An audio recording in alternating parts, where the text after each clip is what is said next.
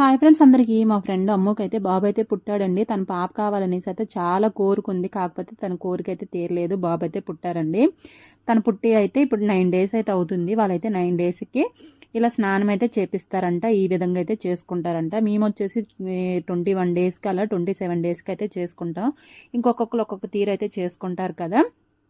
ఇక్కడొచ్చేసి వీళ్ళైతే 9 డేస్కి అయితే స్నానం చేపించేసి ఇంకా ఉయ్యలు వేసే టైప్ అయితే చేస్తారంట. కాకపోతే ఉయ్యలు అయితే వేయరనమాట.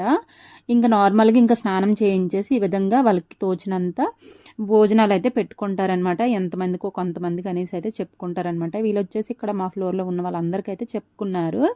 ఇక్కడ చూసారు కదా, వెజ్ బిర్యానీ, చికెన్ కర్రీ, ఇక్కడ గారెలు, సాంబారు, రైస్, స్వీటు, బనానా అన్నీ పెట్టారనమాట. ఇక్కడ మా బిల్డింగ్లో ఎంతమంది ఉన్నారో అందరికైతే చెప్పుకున్నారు.